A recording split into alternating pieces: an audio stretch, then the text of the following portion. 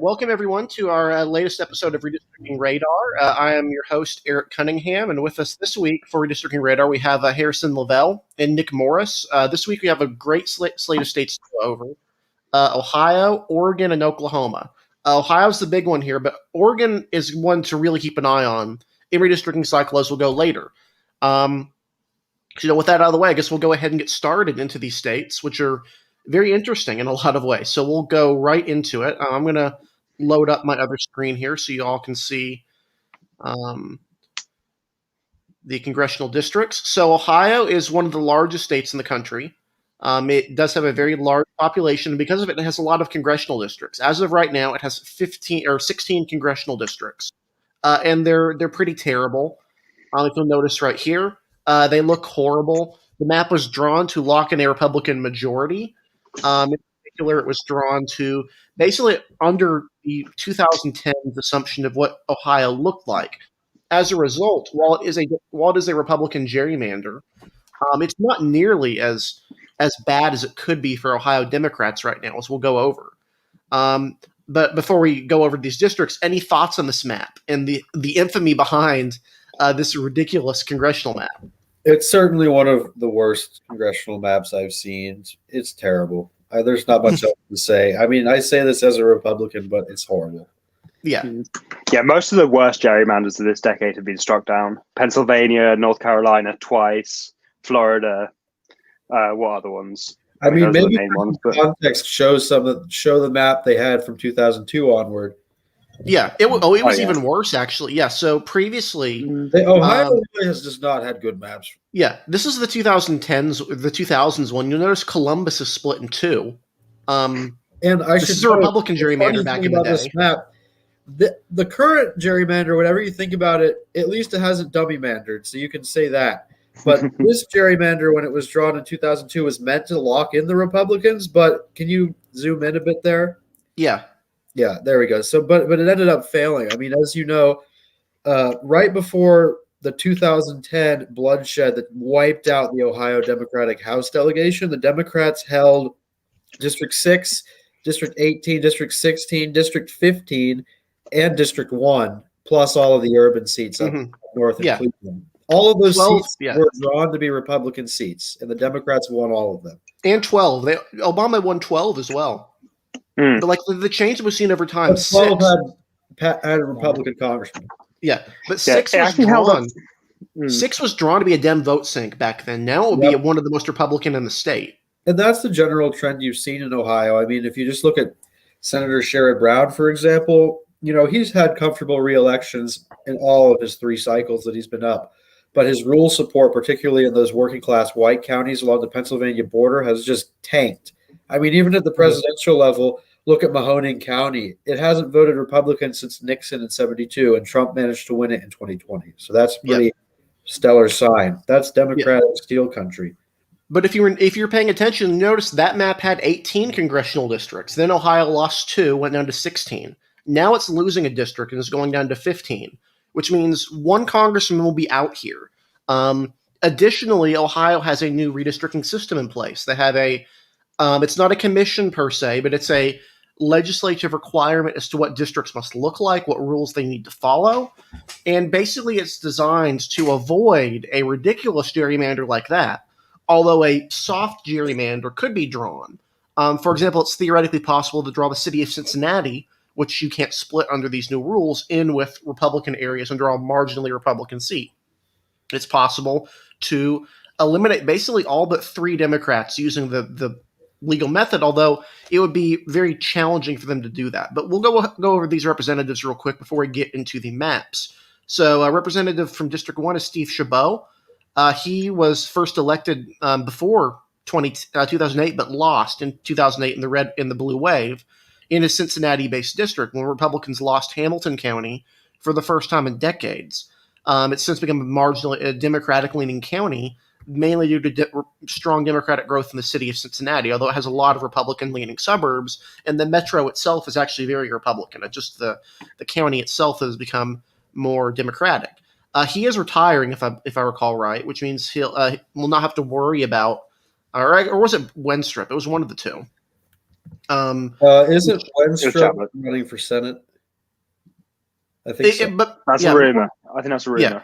regardless, it doesn't matter because in all likelihood, Hamilton will not be split horribly, which means that no Republican from Cincinnati will be in Congress.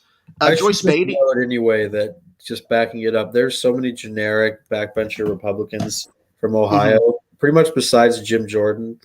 Yeah. The third district is really weird, and it gets a lot of hate, and yeah, it's a horrible looking district, but it also follows the city lines of Columbus, which are an abomination. If you're familiar with city lines, I'll go ahead and try to find what they look like. It's truly a crime what the city of Columbus looks like. Sorry, I'm gonna Google this real quick. And keep in mind, we can't split the big metros like that in Ohio maps. So yeah, pretty no, much you can't split the city. But yeah, this is what is going to look terrible by default. Yeah, so this is what the city lines of Columbus look like, and it looks like this because back when the city was growing, it literally would deny utilities to suburban communities if they did not join the city, and so that's why it has so many unusual annexed areas.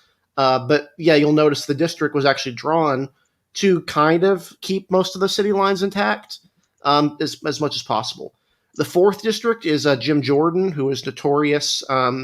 Democrats will like to insist that if a district was drawn fairly, that Jim Jordan would be drawn out. This is incorrect. The only thing that a fair map would do would be give Jim Jordan a much, much safer seat. This was drawn to dilute the Democratic vote, not to throw Jim Jordan into a non-competitive district. The guy is from Urbana, which is like it's over in the western portion of Ohio, which is the extremely Republican part of Ohio, historically. So he would be safe. He's going to be fine regardless. Bob Latta is another generic Republican. He's from Bowling Green. You'll notice his district kind of stretches around Toledo, which is in the 9th district.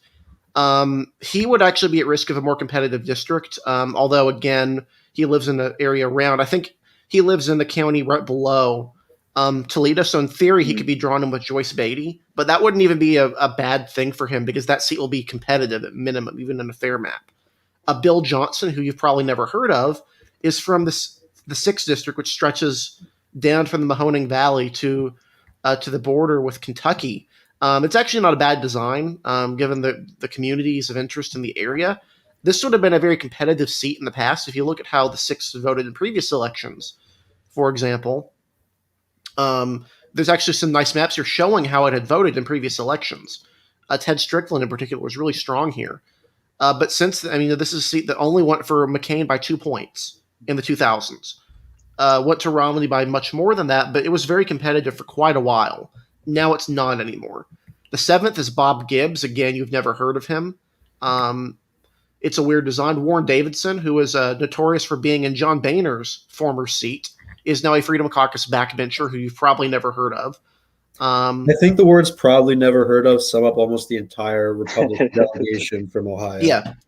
Marcy Kaptur is in the 9th, which is a Toledo-based district. You'll notice here it's about a Biden plus 19, but if this was drawn fairly, it would actually be closer to an even seat that voted almost perfectly balanced between the two parties. But she's very strong in Toledo. She is very well known in the Toledo area. Mike Turner is in the 10th district, which is based in Dayton. He's actually notable for being a very moderate Republican. He supports an assault weapons ban, among other things, in part because the city of Dayton is it's a competitive county. And so his district is fairly competitive on paper, although in practice, he's not been much risk of losing. Democrats haven't targeted the 10th for a lot of reasons. The 11th is the Cleveland to Akron-based seat, which it looks horrible. The defense of the seat is it was drawn to elect a black representative, which indeed it did do. You don't really need that, though. Currently, the seat is vacant because the former representative for this seat, Marcia Fudge, is now the HUD secretary. And so the seat is vacant, and there's going to be a special election to fill it. Democrats are assured to win the seat, but it's not sure as to which Democrat will clear the primary because most of the vote is going to come from Cuyahoga County. Troy Balderson is from the 12th district. He's known for for winning a special election He very actually had narrowly. a pretty close special election. Yeah. This seat is northern Columbus area. Columbus is actually like the one Democratic shining point in the state of Ohio. The Columbus area is the largest city in the state, and it's become a very Democratic area. At the start of the decade, it was split in two, so Republicans could have 2 seats. Now, if you did that, it would have 2 Democrats representing both seats fairly handily. Tim Ryan is running for Senate. He's from the 13th. This district was drawn to elect a Democrat. It looks terrible because it was drawn to elect a Democrat. But it's become very competitive, and it will almost certainly be dismantled. It's only voted for Joe Biden by 4 points. And that's kind of why he is now running for Senate. That, and even if he were to have a seat, it would almost certainly elect a Republican in a red wave. Theoretically, Yeah. he would not be. He had a closer than expected reelection. Let's put it that way. Mm-hmm. Yeah. And another seat that's one thing that's Ohio is interesting with Ohio. There's a lot of nominally competitive seats in Ohio that are really pretty favorable for the parties down ballot. Dave Joyce is very safe. You've never heard of him. He's held the seat for a while. It has parts of Cuyahoga County. It has parts of the Akron area. Doesn't matter. The 15th is a vacant seat. This is actually represented by a Republican until he resigned for no reason at all. We're not sure why he resigned. Not really. Why did he resign? He resigned to go into the private sector, I think. Yeah. I don't know why. Oh, gotcha. No, I thought he got some kind of university chairmanship. Yeah, Steve Stivers, who's I think pretty that's high right. rank. Yeah, he's became the that's CEO of the Chamber of Commerce. Yeah, Whatever. He'll be making more money now. Good for him. yeah, Steve Stivers. He was well known in Republican circles. This seat is very Well, Republican. he was though. chair of the NRCC in 2018. Yep. And then Anthony Gonzalez is the former Colts wide receiver for a couple of years. Peyton Manning's third target for a few years. The seat is kind of competitive. He's a moderate Republican. He ran as a Trump supporter, has been a moderate, voted to impeach Trump, and it's quite possible that he will be the odd Republican out here. He's being challenged by Max Miller, who is endorsed by Trump. The problem is Max Miller has about the charisma of a piece of chalk. So it may be unlikely. We're not sure if Anthony Gonzalez is not the top tier. We're also not sure what the seat will look like because these are all going to be changed for obvious reasons. So those are the representatives of these districts. And one other thing I wanted to show you is the current political divide of Ohio. So again, we'll go to Wikipedia here just because it's the clearest one, but you can see a clear, most of Ohio is very blood red now, especially the western portion. But if you go back to 2004, which I think is a better reflection of the previous look of Ohio, you'll notice an east-west divide. So the west was the conservative Republican portion, with the exception of Dayton, which is a competitive area.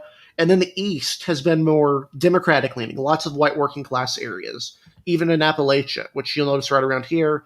Like, these are all very, very narrow. If you even go back to 2000, most of those are pretty similar. And if you go back to 96, they're all pretty blue. So over the last few years, I mean, hell, Eastern Ohio still votes Democratic. If you look at Jennifer Brunner's court election, I mean, that was a nonpartisan ballot, but if you go deep enough, you can still find some of those ancestral roots. Yeah. Now, the tricky thing with Ohio is that obviously it's a Republican-leaning state now. At the state level, it's been Republican-leaning for a lot longer. Republicans have been dominant at the state level for the better part of 20 years now. They've controlled every statewide office for most of it. They've controlled the legislature. I mean, they've been very dominant. They're a very, very strong state party. And the Ohio Democrats are kind of a joke, if we're being honest. So, Democrats have their work cut out for them. Even competitive seats here, do not assume that a seat that is drawn to be marginally Democratic will elect a Democrat. We're dealing with a very big disparity in state parties in Ohio, where the Ohio Republicans are very, very strong and have basically all the momentum going their way. So who wants to go ahead and show their map? Actually, I'll do mine first. I'll be going last because I'm still working on some edits. So I'll show mine first. I'm going to show the redistricting radar one first, and then I'll show my map, which is a fair map. And then we'll have Nick Moore show his, and then we'll have Harrison show his at the very end. So this is a hypothetical Republican gerrymander of Ohio. This is drawn to comply with the rules. We aim for a goal of R plus 10. If we went for R plus 5, you could easily get rid of the Cincinnati seat right here and have only 2 Democrats representing the state of Ohio. So this 9th district here, would be Republican plus 5. Like these would all be very, very safe Republican seats. None of them would be competitive at all. And then the seventh would be trending Republican by a good margin. The only two Democratic seats would be 11 and 3. And then obviously Ohio 1, which would also be likely drawn out in most scenarios. Now, I've drawn a fair map of Ohio, and I think this is a pretty good map. I'm pretty pleased with how this map has gone. So I'll go ahead and show district by district, and then we'll go ahead, or I'll show statewide, and then we'll go district by district. So this is the map. I'm really pleased with this. This does comply with the Ohio rules, and I'll explain where it may run into conflict with some of those. But I think this is a really, really solid map, and you'll notice it right here. This is an 8-7 map, although 3 of the Democratic seats are very marginal. And by marginal, I mean within a point or two. Very, very competitive seats that will be very open to a very, very competitive elections. So let's go ahead and go district by district. So the first district here, I've made the first not be the Cincinnati one just because I wanted to do that differently. The reason this is drawn like this, so you'll notice this includes this western portion of Cincinnati. The reason is the western portion of Cincinnati is very different from the suburban portion. So right here, you'll notice this is a pretty clear pattern of blue Cincinnati. These areas over here are very, very Republican and very, very rural in comparison. So they're a much better fit for a ring seat like this one. So go ahead, and I'm actually going to get rid of some of these numbers here because they don't really matter too much. But just to compare previous elections, have these show up right here. In 2020, this would have gone to Trump by about 29 points. It would have gone to Rob Portman by almost 50 points, or by over 50 points in 2016. And even Sherrod Brown would have been able to come close in this district because of Republican strength in the area. The second is the Cincinnati seat right here. 2016, it would have voted Democratic for president by around 14 points. But it would have actually voted for Rob Portman, who is from the Cincinnati area, by a 10-point margin. So in theory, a Republican could have held the seat back then. Now, though, it's become very, very Democratic. You'll notice it voted double digits for Democrats in 2018. And in 2020, the presidential election in 2020, it voted for Joe Biden by about 20 points. So it's well out of reach for Republicans now.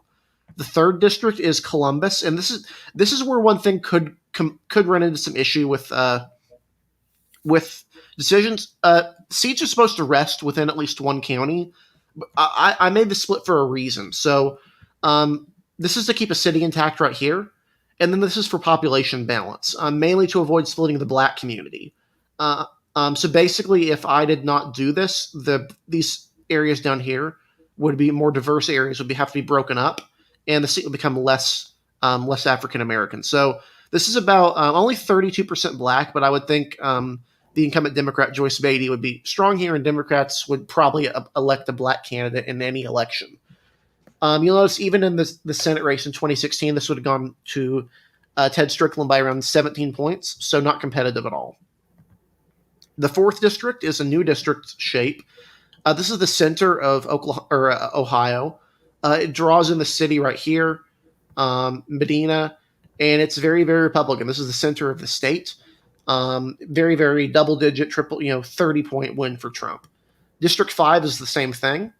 This draws in a lot of these areas in the western portion.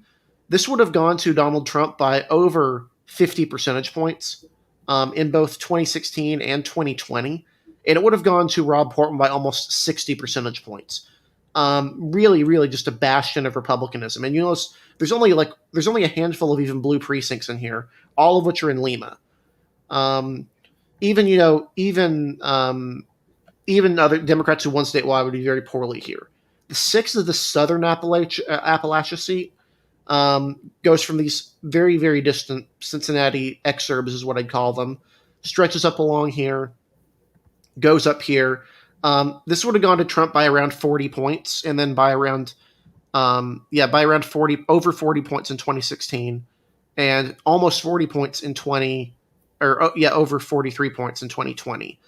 But you'll notice here, actually, Democrats do a little bit better down ballot. In 2016, it's actually closer in the Senate race than in the presidential race. This is because Ted Strickland used to represent a lot of this area and had some ancestral appeal. And in 2018, Sherrod Brown would have actually gotten within 20 points here. So some Democratic strength still down ballot a little bit.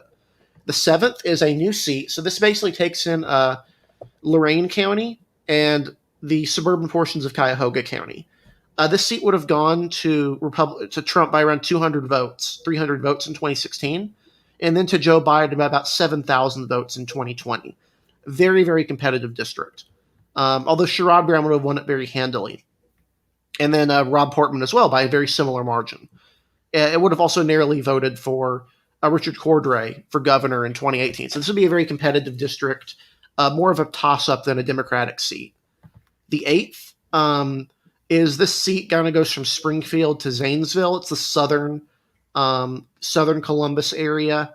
Very Republican, very, very Republican at all levels, although, again, Sherrod Brown would have gotten within 17, so pretty respectable performance for him.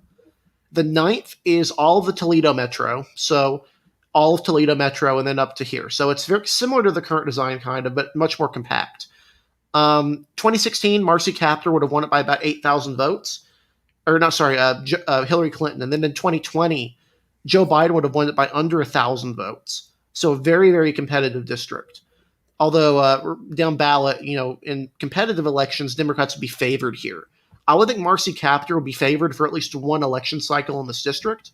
Although in all likelihood, this district would be Republican in the long term, just because how the trends are going in Toledo. You'll notice Toledo is kind of the only blue area in the district now, and it's not getting bluer. The 10th district is this Dayton seat. This has all of the Dayton Metro in it. Right here, this would have in 2016 would have gone to Trump by about 10, and then it would have gone to Trump by about 8 in 2020. So this actually becomes more Republican in redistricting. So there's that, but it would still be pretty competitive, and it would have voted for Sherrod Brown. The 11th district is the Democratic vote sink. It's all of Cleveland and the surrounding cities. No cities are split, which is a great thing, and it would have gone to Democrats by about 50 points in pretty much every election ever.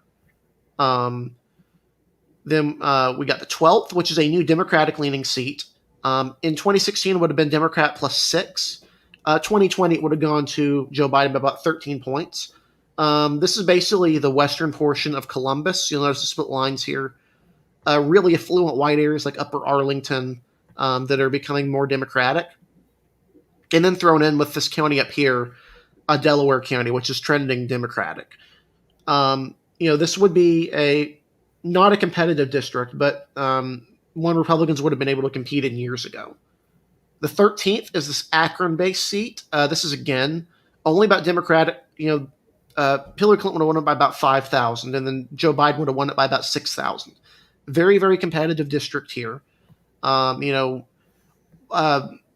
would expect Democrats to do a little bit better here than otherwise, but if you look at this just on a pure voting level, highly competitive. This new 14th district is a very new design. There we go. So basically, just combines the 14th and the 13th under the current map. 2016 would have gone to Trump by 8, and then would have gone to him by 10 in 2020. Sherrod Brown would have won it by 11, which is about what you would have expected Democrats to do in previous elections. But it does have Youngstown. But we would not expect Democrats to hold this district. This would be a very Republican seat, trending Republican. Finally, the 15th is basically just centered around the West Virginia border, Steubenville, Wheeling. Again, this would have been very competitive in the Senate race in 2018. Sherrod Brown would have won it by 7 points, or would have lost it by 7 points, compared to Trump, who won the seat by 31 points. So that really shows you the ancestral Democratic strength of these areas. So overall, that's my map of Ohio. I think it's pretty fair. It's really hard to get anything better for Democrats than this. Although, in a bad election, keep in mind they would be down to 4 seats, 2, 12, 13, and 11. They could lose all of them in a wave. So really bad fortunes for Democrats in Ohio. Not a state they have great prospects in going forward. So I'll go ahead and throw it to Nick, who will show his map, or maps. Not sure if it's plural or singular. Right. Yeah. No, it's just one map. This is. Hang on. Let me get it up. Yeah. So this is sort of been my go-to map for Ohio for a while now. I usually make changes to. I mean, I have made changes to this one in time, just with the DRA updates. But yeah, this is it. Wait, just making sure. Can you Yep, see you it? can see it. Yep, we can see it. Cool. Yeah, so similar to Eric's map in a few ways. For instance, like the 5th in particular, I'd noticed was basically identical to Eric's. Because it's split counties. It's the ideal way to draw it. It doesn't. Yeah, I mean, I think there's a tiny split in Lake County there, but apart from that, no splits. I'm going to need to correct these. I mean, yeah, populations are all pretty much in line with pretty much all equal. But yeah, so I might just go straight to district because I think that's the best way to explain it. Right, so if it will actually load, here we go. First district. So yeah, this is basically a Hamilton County based district. I'm just going to get this up just so I know the names. Yeah, Hamilton County. I know Eric broke this bit off from the first district. I personally did that area. I think both work. Eric's is arguably better, but like, yeah, it doesn't really matter too much because Hamilton County is about the same size as a district. So it's not. Yeah, we don't know if they're going to draw it like this, but they might just choose to do it like this instead of having to draw very complicated. It's a population thing, really. I mean, there's not a difference in what it does. It just the western portion. You can see how little of Hamilton County is taken out in this version compared to the other one, because people actually live in that little sliver of the first. Exactly. Yeah, people live in Cincinnati. That's pretty much the main population center, and yeah, Brad Wenstrup and Steve Schaber, they both live in Cincinnati. One of them might run for Senate. We don't know, but. Okay, you know what? I'm going to hide the city lines because I'm not a fan of how DRA have done them. It looks quite ugly. But yeah, this is Hamilton County. This would basically be a safe Democratic district. It might have been competitive like 10, 15 years ago, but it's not anymore. It would elect a Democrat. Steve Schaber will be screwed. I don't know where he would run instead. He might choose to run in the 8th, but who knows? Yeah, probably elect a Democrat. Not really too exciting. Second district is sort of a southern Columbus suburbs / exurbs, combined with rural areas in southern Ohio. And this would be represented. I don't think any incumbent actually lives here. Maybe the new incumbent of the 15th district might live here. I don't know who the. I think this is probably the biggest overlap with a district like the 15th. I just numbered it the second because, well, you'll see. I've changed around the numbering quite a bit, but like most of the districts are the same as what you'd expect. Third district, I actually did the same as what Eric did, and did this little chunk of Fairfield County. I put it into the third just to limit the splits of Columbus to just one, because Columbus has very cursed city boundaries, let's say. I thought it would be something that I'd have to do to comply with the rules. Turns out the rules don't say that you can do it. They say that if a municipality goes outside of the main county, then you can treat the bit that goes outside as a separate municipality with the rules. So it doesn't really matter. They don't have to draw that bit going into Fairfield County, but I did anyway. I chose a north-south split with 3 and 12 rather than the east-west split that Eric chose. I can kind of see the merits of Eric's way, but my third district actually takes in quite a lot of those black voters in what's it called, Franklin County. Am I getting that right? I think it's Franklin County. Yeah, like they mostly live in this area. Hang on, let me just yeah, I pretty much take Actually, no, it's on the early. I'm cheating a bit. Yeah, I mean, they're mostly there. And it's about the same, about 32%. Right, let me figure out how to get it back to normal because I've done something weird. Okay, 4th district. Sort of makes it a more compact shape, and it takes in all of those eastern Ohio counties. And obviously, since Jim Jordan is ungerrymandered, this district would easily go to a Democrat. But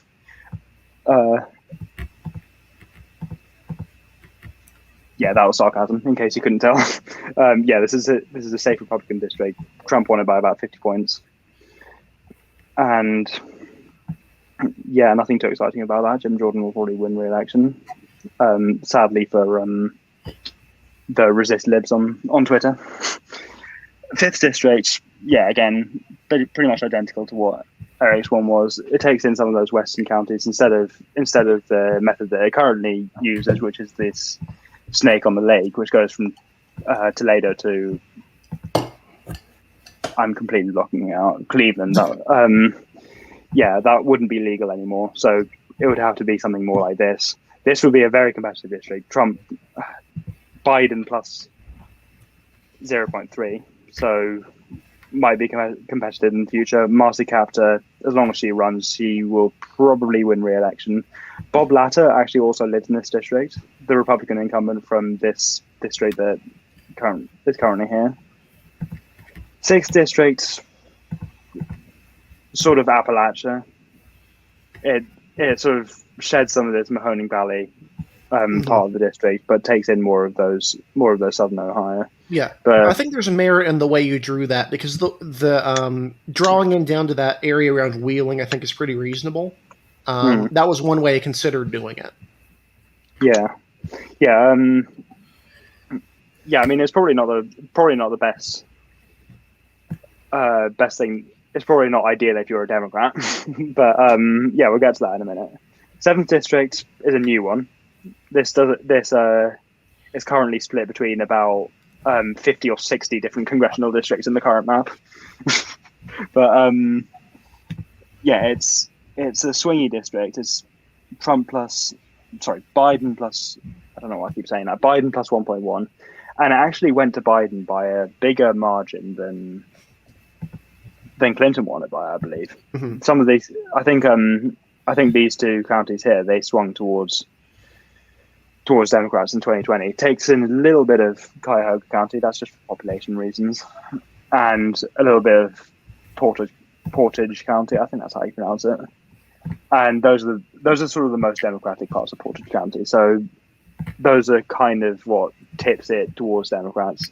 But the main thing is Summit County, which includes Akron, which has quite high urban population, quite high black population. So yeah, Democratic district.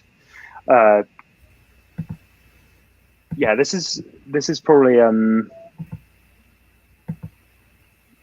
yeah, I don't know. There's not really much else to say about this one. 8th district. This is sort of a Cincinnati Collar Counties seat, very Republican, swung quite heavily towards Biden, I think, but still not near close enough to win this district. It's very safe Republican. Whoever chooses to run here for Republicans would win easily. 9th district is another Cleveland suburban district. Now, the approach that I took with Cleveland, I know Eric did that sort of wraparound district around Cleveland. What I chose is to split it along the Cuyahoga River, which is, I mean, I'm not really too familiar with Ohio, but from what I've heard, the Cuyahoga River is quite a big cultural divide. And as you can see from the demographics, there's also quite a big racial divide between them. If you look, most of the black population in Cuyahoga County lives to the east of the river. So yeah, I put all of. I'm sort of going straight on to the 11th district. I might as well talk about the 11th district. This sort of takes in all of that area east of the Cuyahoga River, as well as the rest of Cleveland. Cleveland is on both sides of the river, but it takes in all of those. This one's majority, well, not majority black, but He'll probably elect a black. Well, I want to say the black candidate of choice, but if Nina Turner ends up winning, she would probably do so with the support of white voters, which is kind of interesting, but that's a topic for another day.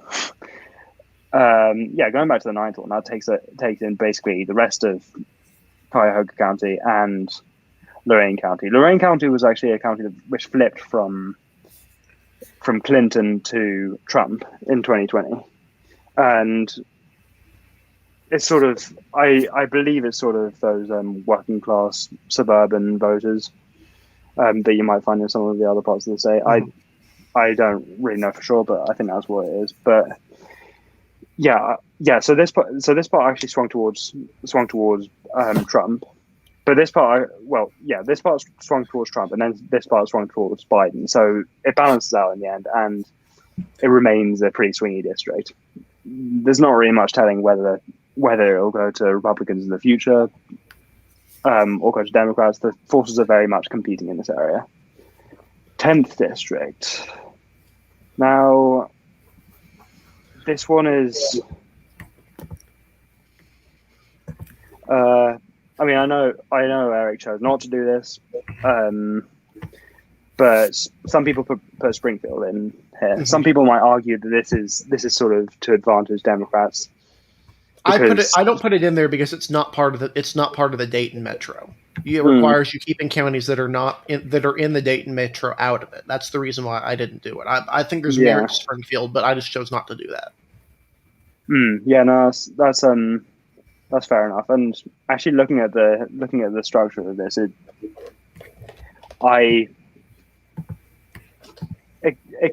could kind of make sense. I think. Either one is fine. Either one is fine if you value the partisanship more, then yours is preferable. If you value the metros more, then the other is probably better.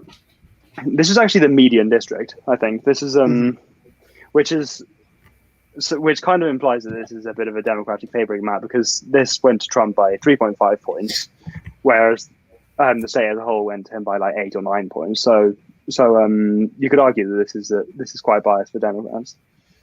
And we've done the 11th, 12th.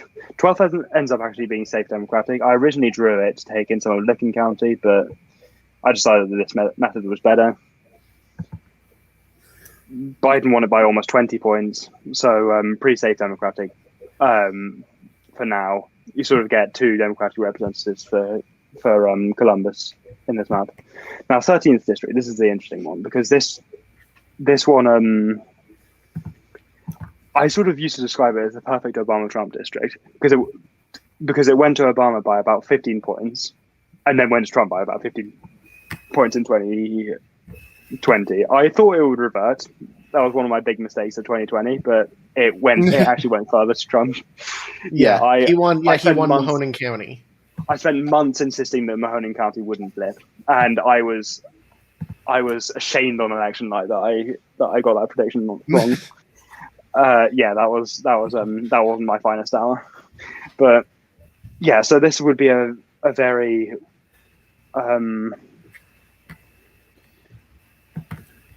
very much a district which has swung to the right very heavily in the last in recent years. It's not completely gone. There are some statewide Democrats who win it, like Sherrod Brown, but I wouldn't hold out too much hope if you're running, especially since this is an open seat. Since Tim Ryan is running for Senate, he's sort of running away from a competitive House district. 14th district. This is sort of a space filler district. It didn't really make sense in terms of the cultural similarities and differences of the area, but I did it because none of these areas really go with anything. It's not really very easy to draw these areas with anything, so I just drew them together. Probably not the best district on this map, but it helps the rest of the map work.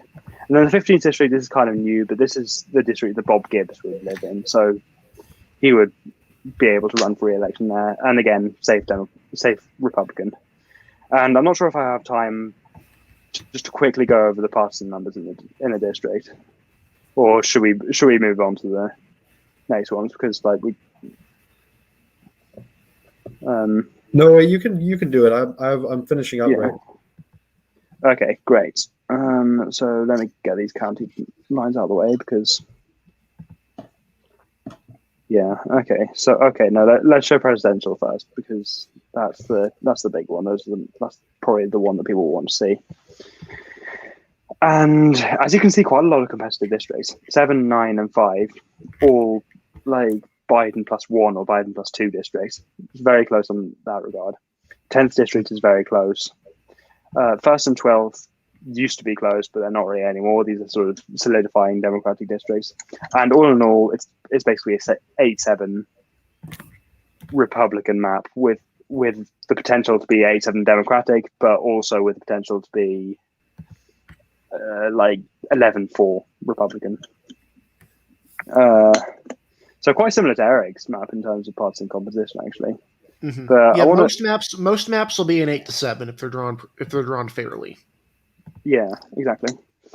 I want to show governor as well. The governor was actually kind of a reversion. Richard Cordray kind of did well in those areas that Democrats ancestrally did well in, like ancestrally.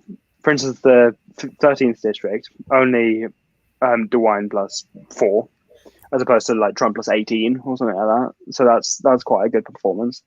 Mm-hmm. As you can see, these 3 districts are kind of darker blue. So yeah, and then I want to show a Democratic statewide win, and I've lost it. Okay.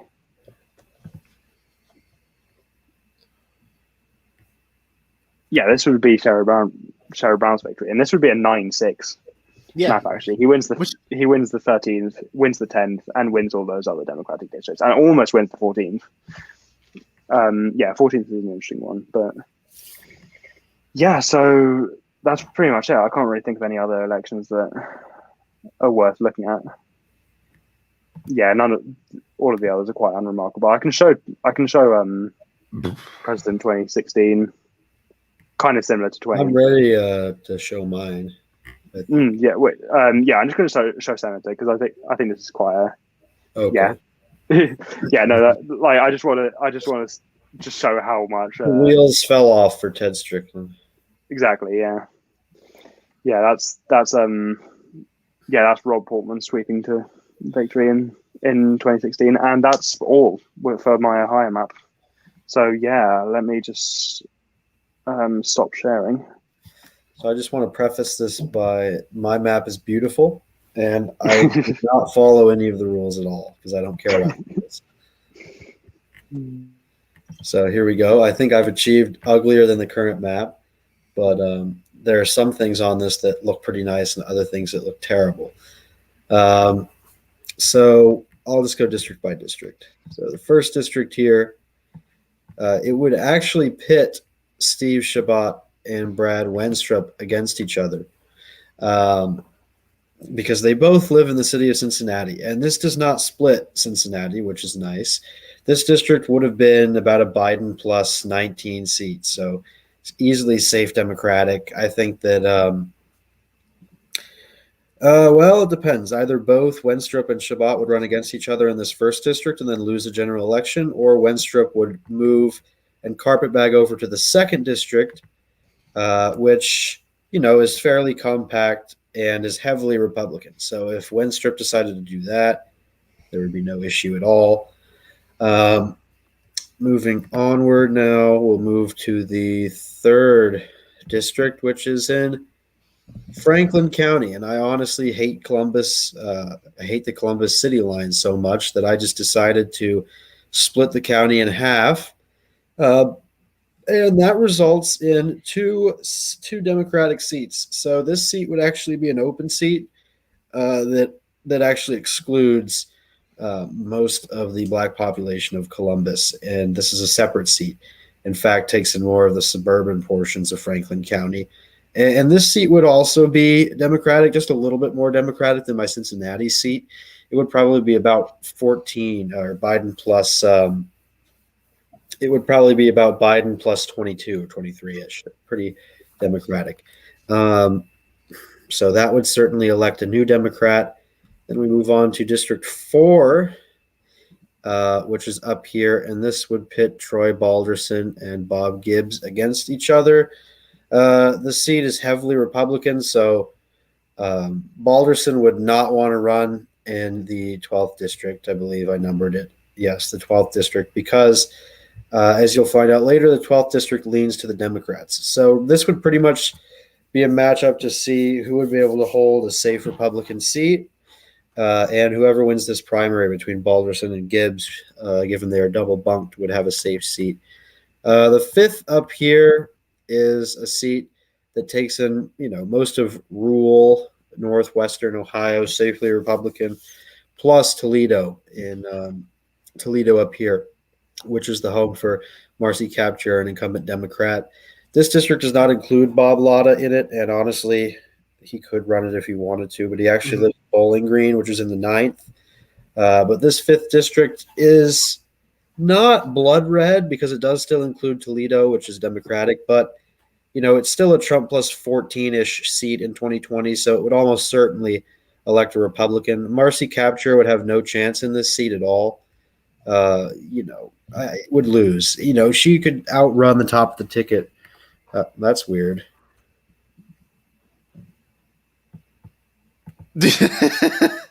I don't make the rules. It just doesn't exist anymore. Your map has been thrown into the void. It took me so long to draw this. I hate the state of Ohio. Try to refresh the page and see if it's gone. It's logged you out, I think.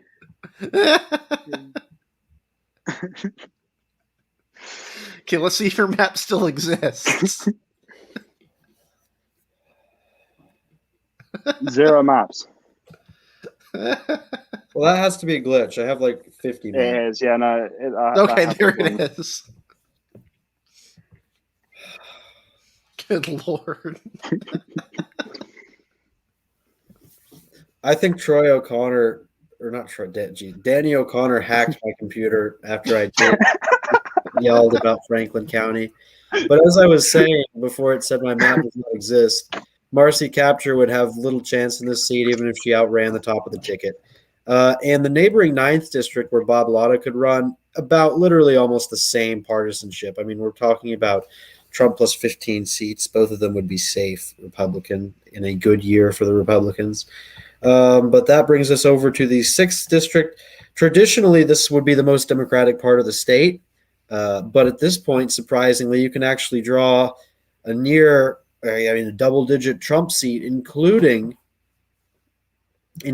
Athens right here and Youngstown and Mahoning. That would have been unheard of because just the rules alone would have made this, as Armin said, cobalt blue just a good decade and a half ago. But now this is safe for Bill Johnson.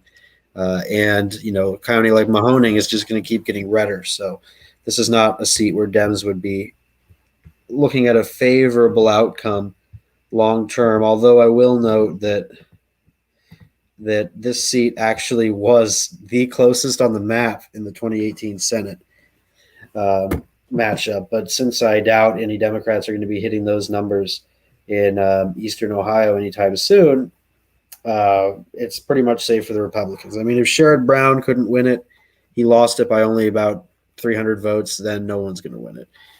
The 7th district, I take pride in how hideous it looks. It includes Canton, not Akron. But, overall, this is actually a pretty safely Republican seat. About Trump plus 18. It would have no incumbent.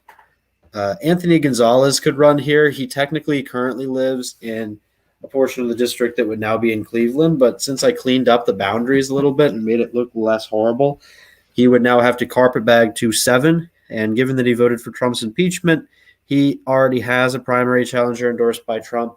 So if he could survive that, he would have a pretty safe seat to hold. We'll move on to District 8, the former seat of John Boehner, and this would be the Davidson seat. Again, no problem here. He doesn't actually live in this district. He would live in the seat with Jim Jordan, but he would almost certainly move to the 8th to avoid a primary with Jim Jordan, because that would be a disaster. Because this is all Jordan territory, and he would have no home base at all. The 9th district, as I said, Bob Latta, safe Republican, about as Republican as the 5th district. The 10th district here is actually a somewhat competitive seat. It was Trump plus 4 last time around, and includes part of Springfield and the entirety of Dayton, actually. Mm-hmm. And this would be the Mark Turner seat. So, he would probably be able to hold that seat in a good year, assuming that the Democratic nominee will underperform Joe Biden. The 11th is ugly, I admit. It's connected by a little sliver here, but this is the Joyce seat. Now, this seat would actually be very competitive. So this in 2020 would have been a little under Biden plus 2. So Joyce would have a serious fight to hold this seat. So this is certainly an opportunity for the Democrats, pretty much only because it includes Akron. That's about it, which is a much more potent Democratic region than, let's say, Canton in the 7th district, which is more Republican. So unless David Joyce decides that he wants to move to the 7th district and get in a 3-way primary against Gonzalez and whatever the other nut job running against him in the primary is called, then he's pretty much done. If we move on over here to the 12th district, as I said earlier, why Balderson wouldn't want to run here, it's the Joyce Beatty seat, so it includes the more heavily African-American parts of Columbus, and it is pretty much Biden plus 20, so there would be no chance at a Republican winning that seat. Maybe Pat Tiberi a decade ago, but not any more chance. The 13th district here, I decided to throw the VRA out of the window because I was tired of trying to draw a seat and having it be 0.1% away from being majority black. So I drew a majority white seat that will still vote Democratic by 50 points. And, honestly, they would probably elect Nina Turner. The 14th district up here, again, solidly Democratic at the Senate level, a little bit more competitive at the presidential level, but again, certainly not as winnable for Republicans as 11, so the Democrats would have the advantage there. And then finally, 15, Jim Jordan would finally have a nice, somewhat more compact seat. Because it's a Jim Jordan, it would be a competitive seat now because that's what Twitter is. The Democrats Joe Biden got 32% of the vote, so that means the Democrats will win it easily. But yeah, if you look at it, it's like 6 Democratic seats or so. Again, this map, not as happy with it as I am with Illinois and Pennsylvania and what was the other state? Oh, yeah, and Michigan. I like drawing Michigan, Pennsylvania, Illinois. I'm not a big fan of drawing Ohio. So on that note, I think we'll move on. Yeah, so let's go ahead and move on to our next state, which is Oregon. So Oregon is an interesting state, again, for a lot of reasons. I'll go ahead and pull up one of which is because it's probably going to have it's had an unorthodox redistricting process. Let's just put it that way. So under current rules, Oregon Democrats control the legislature and was generally assumed they would draw the new 6th district, which it will be gaining, in order to elect another Democrat. There's one problem with that, which is that the Republicans, they've made a deal with the Republicans. In exchange for the Republicans waiving a constitutional provision which requires bills be read aloud, the Oregon Democrats agreed to give them a seat at the table at redistricting. Now, it's not known if they'll actually hold up their end of the deal. It's quite possible, in fact, that they just deadlock and the map is drawn by the Secretary of State, who is a Democrat. That's possible, but it's also possible that they do decide to draw a fair map, which would actually probably help their 2 endangered incumbents, which would be Kurt Schrader and Peter DeFazio. So Oregon has 6 districts. The 2nd district is the Republican vote sink, although it does have some Democratic areas like Hood River and Bend.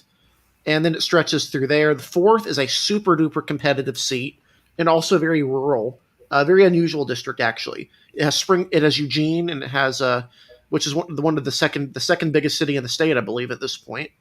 The 5th is a really weird seat, which draws in like part of Clackamas County and then these other coastal areas.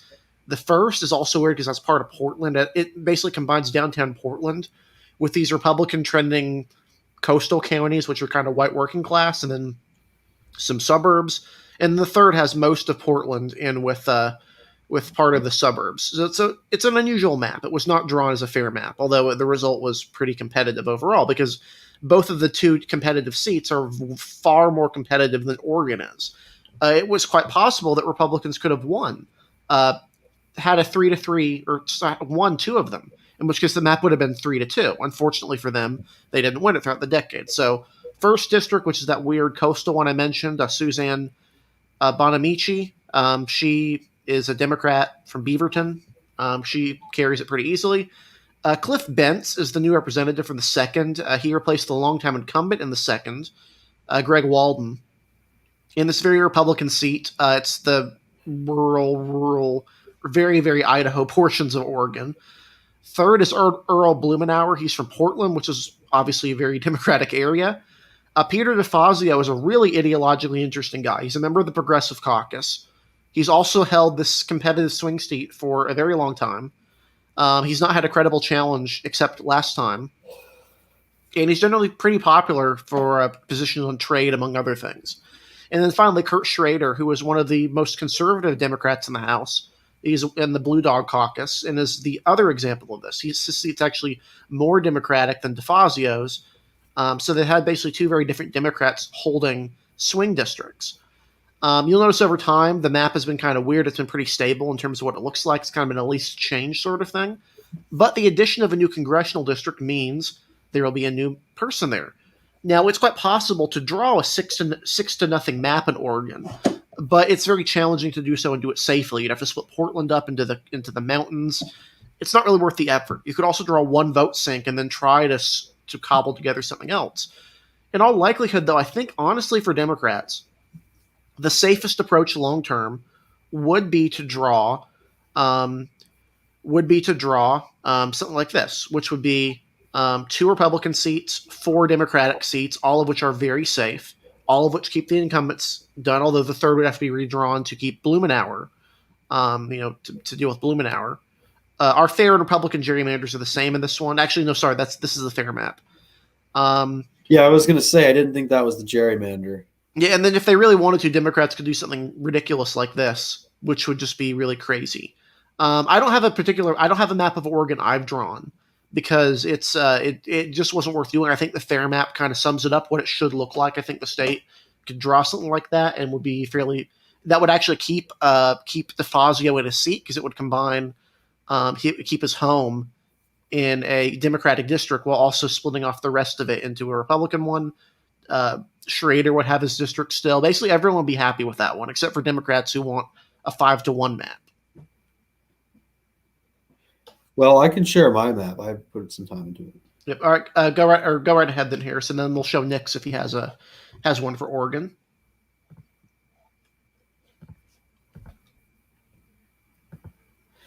Yep. So here is my map. I actually really like this map. It is a fair map, and it gives the Republicans the 2 seats they need. So first off, with the second district, there have been some people who want to split the Cascade range. I do not believe in that at all.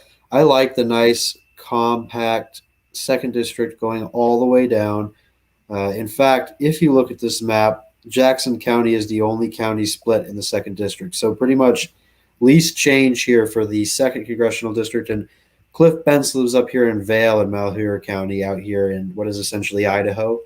And I don't think they have 2020 data yet. So looking at the 2016 presidential data, there was a strong third-party vote here. But again, if you compare it against Governor 2018, which is a strong Republican performance, this is it's a very Republican seat. So I would imagine the third-party vote was mostly from Bend, Oregon, which has trended Democratic as of late.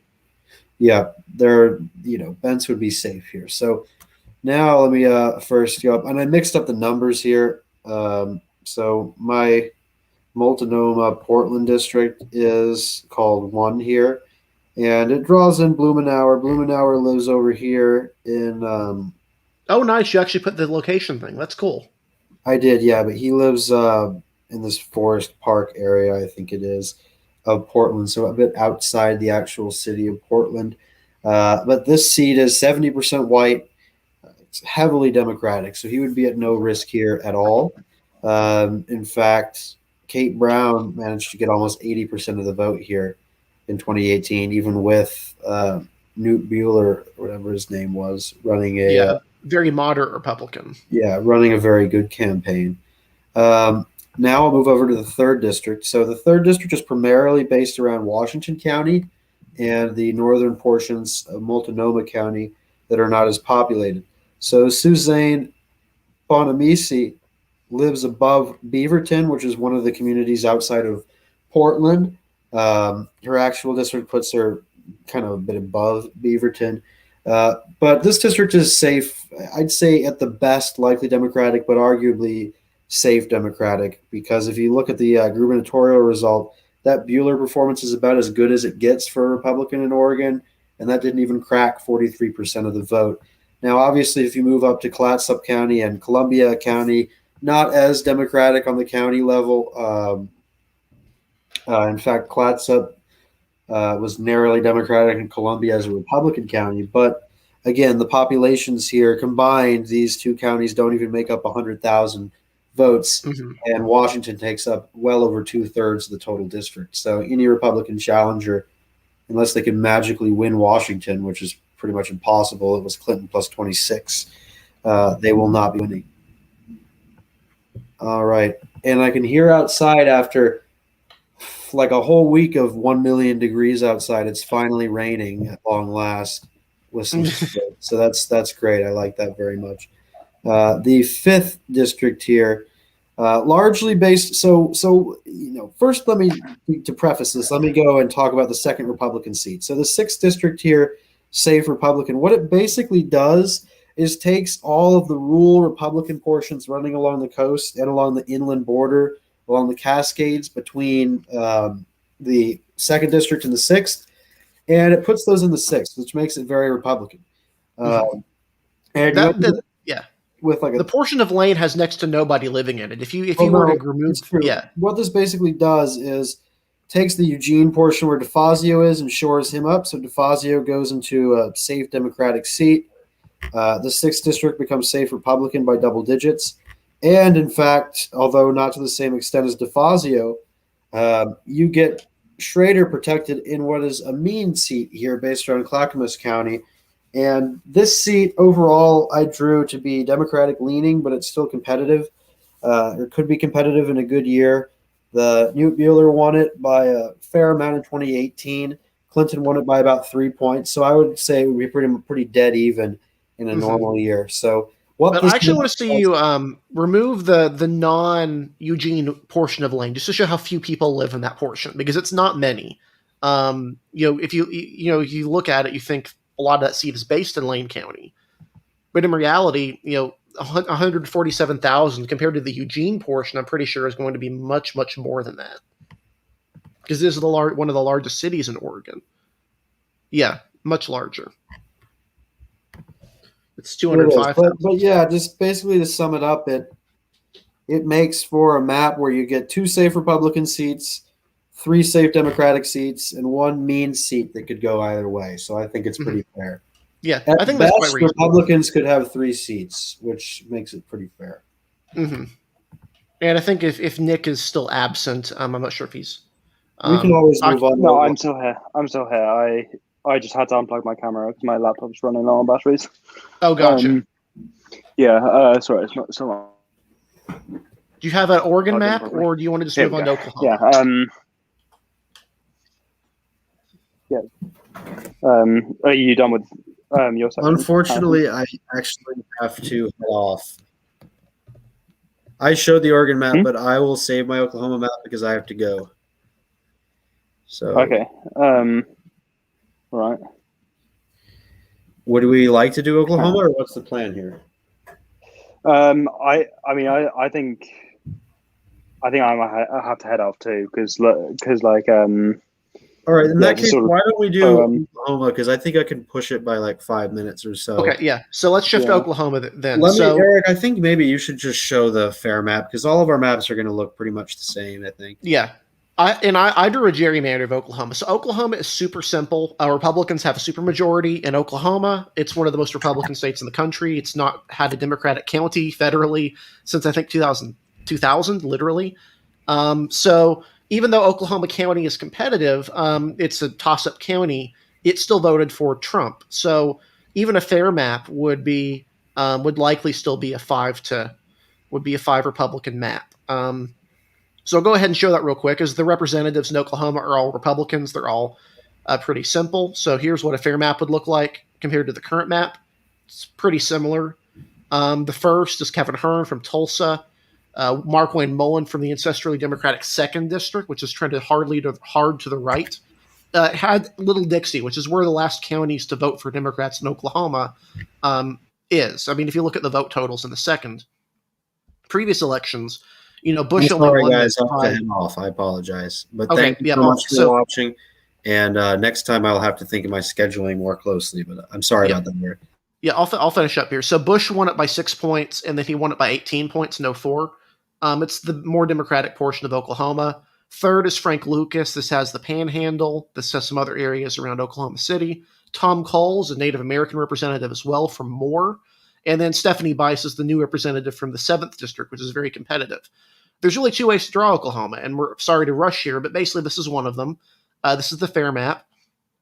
Trump still wins this 5th district by about 1.5 points, but it's very competitive, and I don't think Stephanie Bice would have won this 5th district. The rest of them are all very, very Republican, even the Tulsa district. The other way to draw it is the way I did, which is the least change map version. I did change one thing here, which is with the rest of the map. I added in these 2 black precincts from Tulsa into the 2nd. I think that's something they were probably going to consider doing. It doesn't actually affect this at all. You notice all these districts voted for Trump in 2020 by over 20 points. And the reason this is the case is that I split Oklahoma City. Stephanie Bice is from this northern portion up here. So her seat would be Trump plus 20.1. And then the 3rd and the 4th would take in slivers of Oklahoma City that are more Democratic, while giving her some more rural areas. So really, that's the only other way to draw Oklahoma. It's not a very exciting state. Nobody expects Oklahoma to have a competitive seat after this cycle. So that's just something to consider. It's not really that interesting of a state. Even if we were not on a little bit of a rush here, we wouldn't really spend much time on it because there's really not much to talk about with Oklahoma. So since we basically run the course, I'll go ahead and close off for the night. Thank you guys for watching this abbreviated episode of Redistricting Radar.